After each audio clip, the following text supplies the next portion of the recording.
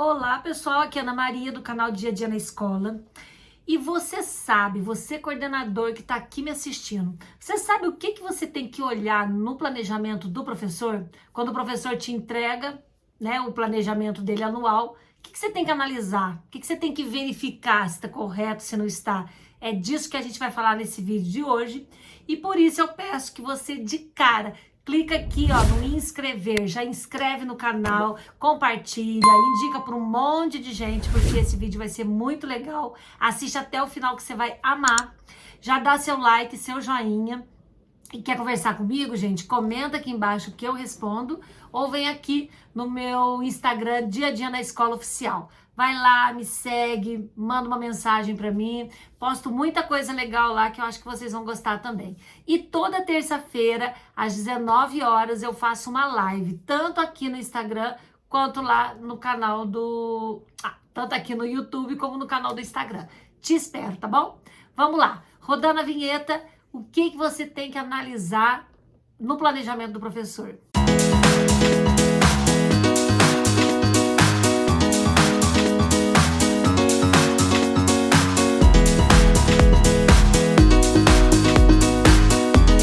Bom, eu fiquei pensando, o que eu faço, quando eu era coordenadora lá na escola, né, até outro dia, por sinal, o que eu fazia, eu analisava.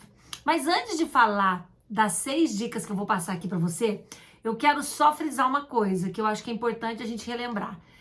Antes, gente, o especialista da educação, que era o supervisor escolar da escola, ele tinha a função de ser fiscalizador. Ele fiscalizava professor, ele fiscalizava o que o professor dava, ele tinha uma função de fiscalizar na escola. Com a LDB isso mudou. Com a LDB, ele vai organizar a rotina pedagógica da escola, ele é parceiro do professor, ele vai trabalhar junto com o professor. Então ele tem que entrar em sala de aula? Não, mas ele tem que conhecer o nível dos alunos, a dificuldade dos alunos, para propor aos professores uma estratégia, uma solução que ajude esse aluno a aprender, tá bom? E essas estratégias vai fortalecer o ensino da escola e o coordenador, ele até deixou de ter o nome de supervisor para ser especialista da educação, porque ele virou uma pessoa que ele vai ser o especialista ali na escola como elo de ligação da família, professor, aluno, direção. É ele que faz esse elo ali. Então, eu sei que todas as vezes que tem, por exemplo, recreio, vou dar um exemplo aqui básico. Toda vez que tem recreio, eu, enquanto supervisor, eu ia para a sala dos professores, né? Escutava as reclamações, o que os professores queriam, falava do ponto de vista da direção, por que estava acontecendo aquilo também. Então, e quando terminava o intervalo, eu ia lá na direção e falava, olha, os professores estão solicitando isso, o que a gente pode fazer? Porque a gente, enquanto especialista da educação, você tem que criar na escola um ambiente harmonioso, um ambiente gostoso, onde os professores são ouvidos, onde a gente consiga resolver os problemas e os conflitos ali para criar um espaço gostoso de se trabalhar e de se conviver, né? Então, o especialista, ele é esse elo. Eu sempre digo que o especialista, ele é a alma da escola. É ele que faz esse elo, essa conversa com os pais, essa conversa com os alunos, esse atendimento dos professores, levar as necessidades dos professores para a direção, colocar para os professores por que a direção não pode atender tal pedido que eles queiram, né? Porque tudo é um conjunto ali. Às vezes os professores querem uma coisa, no entanto a direção não pode atender. Então explicar os motivos do porquê, ele é o elo, é ele que tem que estar junto ali, aproximando e tentando resolver e criando estratégias para os alunos aprenderem. Diante desse novo panorama da função do especialista que mudou completamente depois da LDB, eu venho aqui responder aquela pergunta lá do começo, né? Que dicas que eu posso dar para você que vai ajudá-lo? O que você tem que ver no planejamento, né? Porque todo início de ano, que já está se aproximando aí, o professor tem que fazer um planejamento. Então, primeira dica, você tem que apresentar para o professor o conteúdo, gente, a BNCC. Ai, Ana, eu não sei qual é o conteúdo. Gente, eu tenho uma playlist que chama Playlist Planejamento. Posso até colocar o link da playlist aqui embaixo, ó, nos comentários.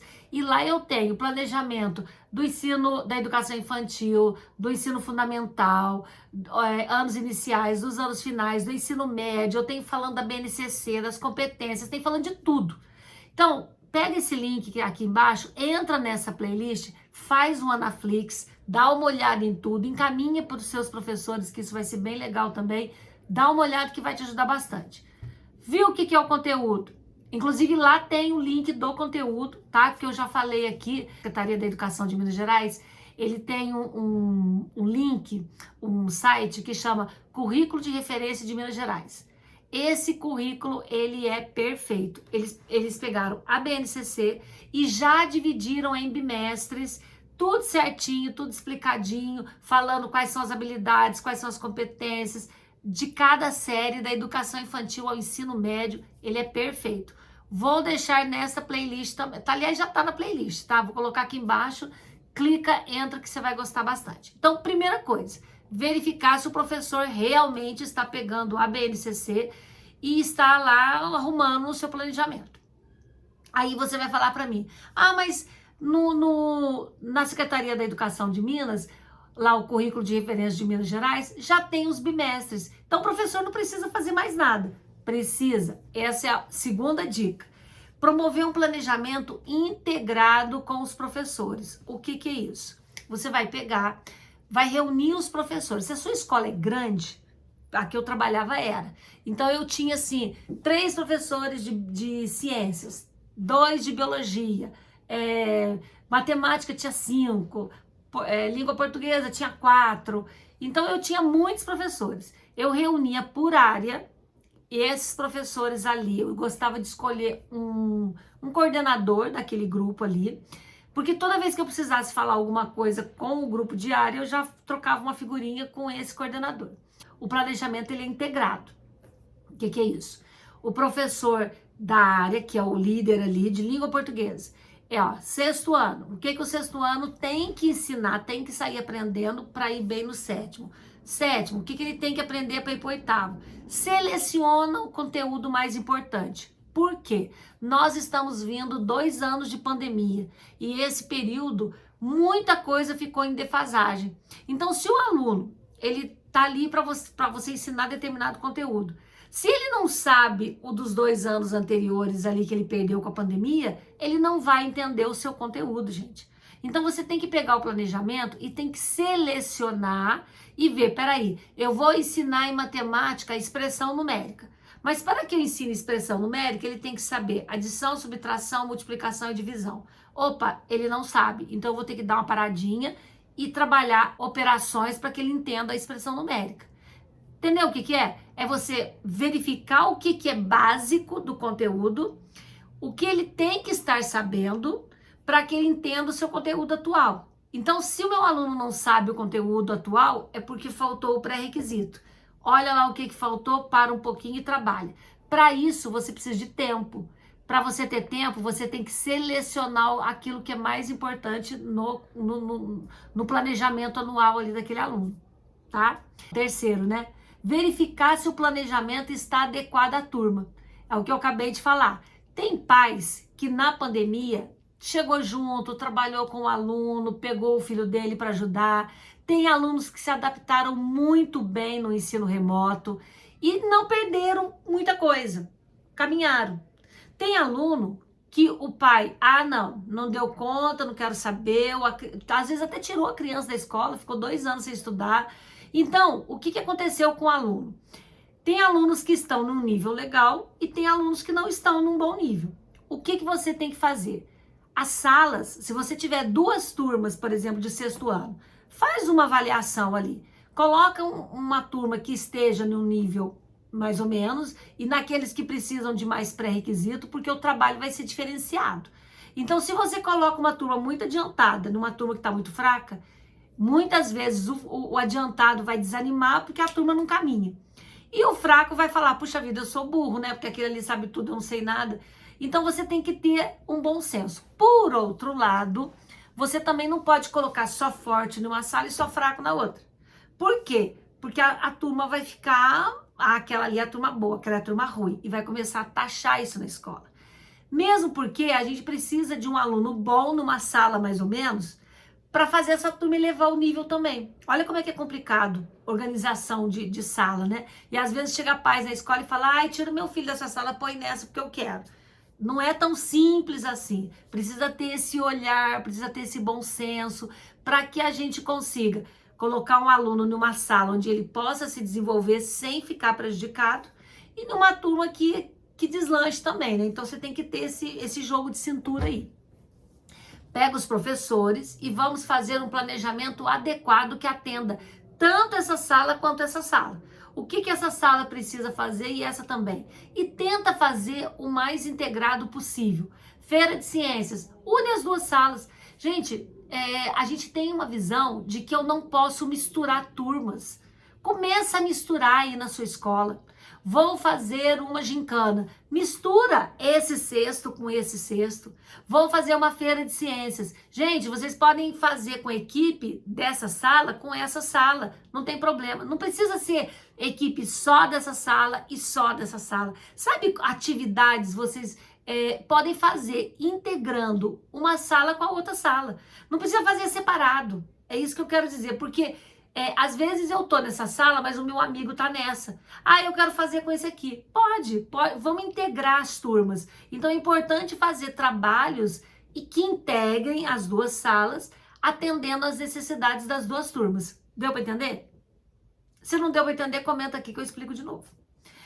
Quarto item. Verificar se o professor está resgatando os conceitos. Você olhou lá no planejamento que o professor está fazendo uma adaptação e está tentando resgatar, ele vai dar expressão numérica. Então, ele vai ter que dar as 4 operações. Tá, relembrar as 4 operações, beleza. Mas você, para conferir se realmente o professor está fazendo isso, porque papel aceita tudo, você tem que pegar um caderno do aluno e olhar. Opa, peraí, ele realmente está resgatando aqui o conteúdo, está fazendo isso mesmo. Pega caderno dessa sala e compara se está sendo o mesmo conteúdo. Por que esse aqui está tendo um conteúdo diferente desse? Começa a fazer uma comparação aí também que é importante. É isso que você tem que analisar. Comparar o caderno do aluno com o planejamento do professor para ver se ele não está dando coisas diferentes. Papel aceita tudo, toma cuidado. Sexto, propor sugestões de melhoria do planejamento do professor. O professor está lá, ó, meu planejamento é esse. Aí você olha o planejamento e fala, nossa, que legal, você vai fazer um planejamento de sei lá, você vai fazer um planejamento em cima do futebol, né? A gente está em Copa agora, e aí você vai fazer um planejamento em cima disso, vai trabalhar em cima de exemplos do campo, do futebol, tal. Por que não terminar o seu planejamento, o seu estudo aqui, com uma visita ao Museu do Futebol? Você está acrescentando uma sugestão para o seu professor. E aí monta um projetinho para você levar esses alunos até o Museu do Futebol. Ou conhecer um campo de futebol, um Maracanã, um campo grande, sei lá. Dê sugestões para fazer uma finalização, para fazer um trabalho mais interessante, mais legal, que os alunos vão se interessar. Então, cabe ao especialista ter uma visão mais ampla e propor sugestões para o professor aí na hora que ele olhar o planejamento dele. Sexta dica, acompanhar o avanço ou o retrocesso das turmas, gente. Porque às vezes o professor faz um planejamento. Na hora que você olha lá no caderno, o professor não está seguindo. Aí você fala com ele, peraí, por que você não trabalhou isso que você tinha planejado? Ah, porque a turma não avançou, a turma não entendeu, não caminhou, eu estou indo mais devagar. Então, peraí, tem que refazer o planejamento. Tem escola, inclusive, que gosta que o professor faça bimestralmente, principalmente porque a gente está vindo de 2 anos de pandemia. Então, gente, em resumo, 6 dicas valiosas para você, coordenador. Pega o planejamento, pode fazer por bimestre, vê com o professor para fazer bimestralmente, não tem problema. O importante é acompanhar o professor, dar sugestões, olhar no caderno da criançada para ver se está sendo a mesma coisa e propor um projeto legal para os alunos ficarem satisfeitos, o professor ficar satisfeito e fazer um trabalho bem legal aí na sua escola. É isso aí, espero ter te ajudado. Se eu esqueci de alguma dica, comenta aqui embaixo. ou fala lá no Instagram que eu comento aqui com vocês. E até a próxima. Um beijo no coração. Tchau!